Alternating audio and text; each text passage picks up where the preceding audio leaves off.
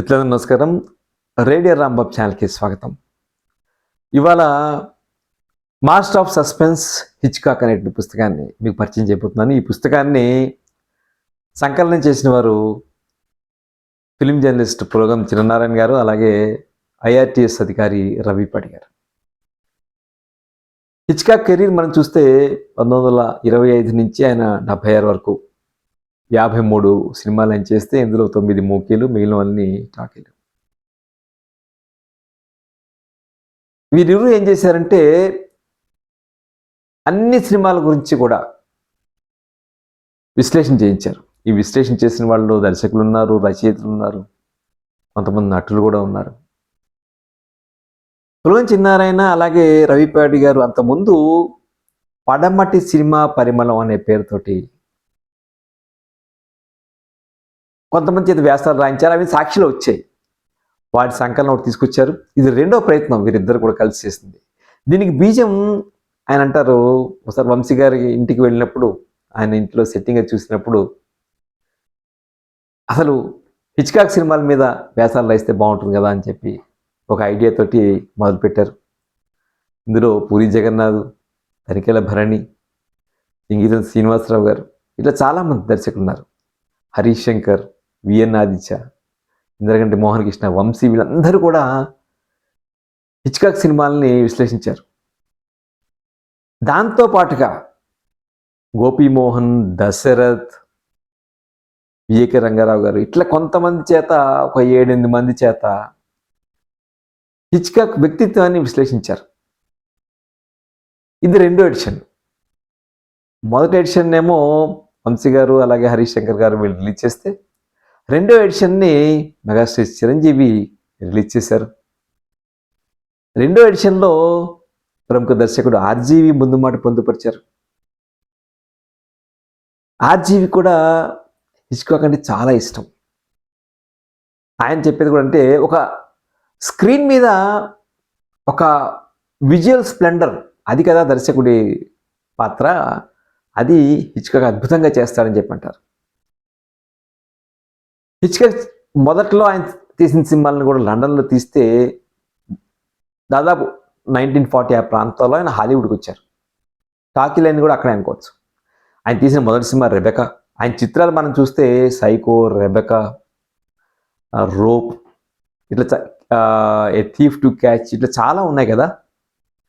ముఖ్యంగా సంగీతం శ్రీనివాసరావు గారు రియర్ విండో అనేటువంటి సినిమాని మనకి పరిచయం చేస్తూ ఒక అపార్ట్మెంట్ కాంప్లెక్స్లో ఒక కిటికీలోంచి ఒక యాక్సిడెంట్ అయినటువంటి హీరో కింద ఏం జరుగుతూ ఉంటుందో చూస్తూ ఉంటాడు. సరే, అతనికి ఒక ప్రియురాలు, అతనికి ఒక ఫ్రెండ్, ఇవన్నీ ఉంటారు అనుకోండి. ఆయన ఉద్దేశం ఏమిటి, అట్లాంటి మనిషి ఒక యాక్సిడెంట్ అయి ఉండి వేరే పని లేక పైనుంచి కింద చూస్తుంటే అందులోంచి ఒక కథ ఆయన పుట్టిస్తాడనమాట. దాంట్లో ఒక క్రైమ్ ఎలిమెంట్ ఉంటుంది. ఆ క్రైమ్ ఎలిమెంట్ని హీరో ఎట్లా డిటెక్ట్ చేస్తాడు అని చెప్పడం, అతని ఫ్రెండ్, ఇవన్నీ ఈ విశ్లేషణ అద్భుతంగా ఆయన చేస్తారు. అంటే ఇవన్నీ వింటుంటే బా ఈ సినిమా చూస్తే బాగుంటుంది కదా అనిపిస్తుంది. అలాగే సైకో అనగానే ఆ సినిమాలో హీరోయిన్ షవర్ కింద స్నానం చేస్తుంటే ఒక చెయ్యి వచ్చి కత్తితో కూడిన చెయ్యి వచ్చి పొడవటం, ఇట్లాంటివన్నీ కూడా ది వే ఈ పిక్చరైజ్, అది ఎవరు చెప్పినా కూడా అంటే దర్శకుడి గొప్పతనం అంతా అక్కడ కదా అని చెప్పి అంటారు. దానికి ఆయన ప్లానింగ్ చాలా అద్భుతంగా ఉంటుంది. అలాగే హిచ్కాక్ గారు ఇంకోటి ఏంటంటే, ఆయన ఒకసారి ఆయన అడిగారు, మీకు టెక్నాలజీ ఇవన్నీ వచ్చాయి కదా, మీ ప్రిఫరెన్సెస్ ఎలా ఉంటాయంటే అవి 3 ప్రిఫరెన్సెస్ అని చెప్తాడు ఆయన. స్క్రిప్ట్, స్క్రిప్ట్, స్క్రిప్ట్, అది ఆయన చెప్పింది. అంటే ఆయన ఎప్పుడు కూడా ఆయన మాట వినేవాళ్ళు, నేను ఏదైనా సరే అన్నీ ఇక్కడ నేను నిక్షిప్తం చేసుకుంటాను, స్క్రిప్ట్లో ఉన్న మొత్తం అంతా కూడా నాకు ఇక్కడ ఉంటుంది, కాబట్టి అది నేను ఒకసారి నా బుర్రలో ఎక్కింది అంటే ఆ తర్వాత సినిమా తీయటం నాకు పెద్ద పని కాదు అని చెప్పి అంటారు. ఎవరో మీరు రషెస్ చూస్తారంటే పిక్చర్ అంతా నా బుర్రలో ఉన్నప్పుడు నేను రషెస్ చూడాల్సిన అవసరం ఏముందని చెప్పి కూడా అంటారు. అది హిచ్కాక్ గొప్పతనం. హిచ్కాక్ ఇంకోటి ఏంటంటే, ఆయన అంటే ఈ స్టేట్మెంట్ ఆయన ఒకసారి యాక్టర్స్ ఆర్ లైక్ క్యాటిల్ అన్నట్టు. ఆయన అంటే అందరి జంతువులు మనం ఎట్లా చెప్తే అట్లా ప్రవర్తిస్తాయి. అంటే ఆ పాత్రల్ని మనం ఇలా చేయమంటే అలా చేస్తాయి, అలా చేయబట్టే వద్దంటే మానేస్తాయి. అది యాక్టర్ అన్నప్పుడు దాని మీద సరే నెగిటివిటీ వచ్చింది, క్రిటిసిజం వచ్చింది, అది వేరే విషయం. కానీ అంత దృఢమైన అభిప్రాయం ఉంటుంది. ఆయన ఇంకోటి కూడా చెప్తాడు, ఆయన నా పని దర్శకత్వం, నా పని రైటింగ్, నా పని కాదు అంటాడు ఆయన.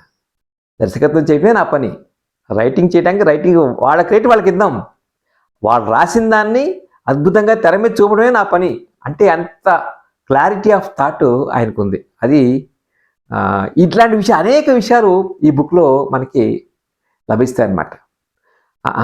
అలాగే ఆయన తీసినటువంటి ఈ టాకీ, ఫస్ట్ ముకి, తర్వాత టాకీ, ఈ ట్రాన్సిషన్ కూడా ఆయన ఎలా చేసుకోగలుగుతూ వచ్చాడని చెప్పి కూడా చాలా వస్తాయి.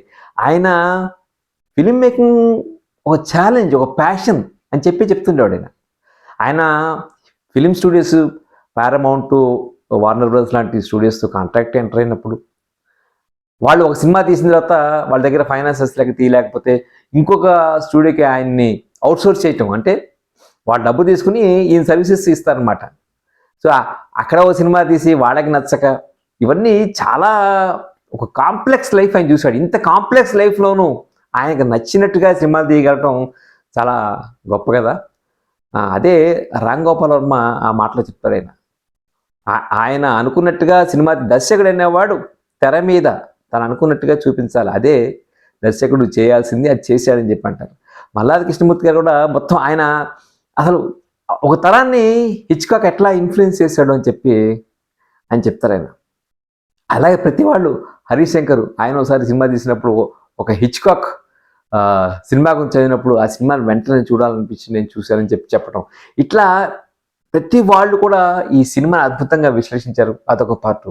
రెండో పార్ట్లో సినిమా వెనక అసలు బ్యాక్ స్టోరీ అనేది కానీ, ఆ సినిమా రావటంలో నటీనటులు అనుకున్నట్టుగా, ఎందుకంటే స్టూడియోల కంట్రోల్ ఎంతగా ఉండేదంటే కొన్నిసార్లు ఈయన చెప్పిన నటీనటుల్ని స్టూడియో వాళ్ళు ఒప్పుకునేవాళ్ళు కాదు, వాళ్ళు ఎవరినో సజెస్ట్ చేసేవాళ్ళు.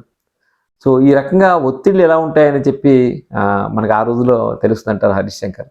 ఇట్లా దీంతో పాటుగా గోపీమోహన్ కానీ, విఏకే రంగారావు గారు, వీళ్ళందరూ కూడా ఆయన వ్యక్తిత్వాన్ని కూడా విశ్లేషిస్తారు. ఆయనకి సపోర్ట్గా నిలబడింది ఆయన భార్య అల్మా. ఆయనకి మ్యూజిక్ మీద పెద్ద అభిప్రాయం లేదు, మ్యూజిషియన్స్ని కంట్రోల్ చేయడం కష్టం అని చెప్పి అంటుండేవాట. ఒకసారి సైకోలో ఉన్నటువంటి ఒక సీన్, ఆ షవర్ సీన్ అయితే ఉందో దాన్ని ఆయన బ్యాక్గ్రౌండ్ మ్యూజిక్ ఇవ్వకూడదు అనుకుంటే, అల్మా ఆయన భార్య వాళ్ళిద్దరు కలిసి పనిచేశారు. ఆవిడ కూడా స్క్రిప్ట్ రైటరు, ఎడిటరు, అసిస్టెంట్ డైరెక్టర్గా పనిచేస్తున్నాడు. ఆవిడ సలహా ఇచ్చింది, దీనికి తగ్గ మ్యూజిక్ ఉన్నప్పుడే ఈ సీన్ బాగా పండుతుందని చెప్పినప్పుడు సరే ఒప్పుకున్నాడు. అప్పటికైనా డౌట్ఫుల్గానే ఒప్పుకున్నా, అది ప్రేక్షకుల ముందు వెళ్ళినప్పుడు అద్భుతమైన పేరు వచ్చింది. సో అది ఆయన అప్పటి నుంచి కూడా భార్య చెప్పిన మాట వినటం అనేది అలవాటు చేస్తున్నాడు. సో ఒకసారి 30 ఏళ్ళ తర్వాత పెళ్ళైన 30 ఏళ్ళకో 40 ఏళ్ళకో you are the most beautiful women I have ever seen అంటే, ఇప్పటికి ఇన్ని సంవత్సరాలు పట్టిందా ఈ మాట చెప్పడానికి అల్మా అంటే, that is I'm master of suspense కదా అని చెప్పి నవ్వేశాడని చెప్పి అంటారు. అట్లా ఎన్నో విషయాలు ఈ పుస్తకం మనకి పరిచయం చేస్తుంది. ఆయన మీద కొన్ని ఇవి కూడా ఉన్నాయి. ఆయనకి నచ్చని వాళ్ళని కనుక స్టూడియో వాళ్ళు తీసుకున్నప్పుడు ఆ యాక్టర్ కానీ యాక్ట్రెస్ కానీ ఆయన చాలా హింసించేవట, చాలా ఏడిపించేవట. అలాంటి సందర్భాలు ఉన్నాయి. అంటే ఒక జీనియస్ బహుశా మరి మెంటాలిటీ అలాగే ఉంటుందేమో. అలాంటి అనేక విషయాలు. సో ప్రభు గారు అయితే ఒక ఇంటర్వ్యూని మనకి జర్నలిస్ట్ ప్రభు ఒక ఇంటర్వ్యూని పరిచయం చేస్తారు. అందులో ఆయన చాలా ఖచ్చితంగా ఆయన ఒపీనియన్స్ అన్నీ కూడా కుండబద్దలు కొట్టినట్టుగా చెప్తాడు. అలా ఈ పుస్తకం మీరు చూసినట్లయితే ఒక ఫీస్ట్, సినిమా ప్రేమికులందరికీ కూడా ఒక గొప్ప ఫీస్ట్ ఈ పుస్తకం. దాదాపు 650 పేజీల పుస్తకం ఇది. ఒక్క రోజులు మీరు చదవలేరు. చిరంజీవి గారు కూడా పులగం చిన్నారాయణ గారు అలాగే రవి పాడీలతో అన్నారట, 10-15 రోజులు పడుతుంది కానీ నేను తప్పకుండా ఈ పుస్తకం చదువుతాను అని చెప్పి అన్నారట. సో బహుశా ఇలాంటి ప్రయత్నం మరో భాషలో జరిగిందా అనేది నాకు అనుమానమే. ఒకే తెలుగు భాషలో హిచ్కాక్ నిన్నటి తరం నేటి తరం అందరూ కూడా అభిమానించేటువంటి ఒక గొప్ప దర్శకుడిగా ఎలా నిలబడ్డాడనేది ఈ పుస్తకం మనకి చూపిస్తుంది. పుస్తకాన్ని నిజం చెప్పాలంటే ఒక కాస్ట్లీ ప్రొడక్షన్ లాగా చేశారు వీళ్ళు. చూడంగానే మనకి అన్నీ బాగున్నాయి. పుస్తకంలో మీకు ప్రతి సినిమాకి ఒక బొమ్మలు ఇవ్వటం కానీ, దాని నేపథ్యం చెప్పడంలో కానీ, ఇవన్నీ మీరు చూసినట్టయితే అద్భుతంగా మనకి కనిపిస్తాయి. సో మీరు హిచ్కాక్ని ప్రేమించేవాళ్ళు, సినిమాని ప్రేమించేవాళ్ళు తప్పకుండా ఈ పుస్తకాన్ని మీరు చదవండి. పుస్తకం తాలూకు డీటెయిల్స్ ఎక్కడ దొరుకుతుంది నేను డిస్క్రిప్షన్లో ఇస్తాను మీకు. ఈ పుస్తకాన్ని అందంగా తెచ్చేటువంటి పులగంచి చిన్నారాయణ గారిని, అలాగే రవిపాడి గారిని అభినందిద్దాం. ఇంత మంచి అయితే రాయించడం మామూలు విషయం కాదు. ఇందులో తనిఖీల భరణి, పెద్ద పెద్ద వాళ్ళందరూ ఉన్నారు. తనిఖీల భరణి వీళ్ళందరూ ఉన్నారు. సో వాళ్ళందరినీ మరి ఎట్లా సాధించారు.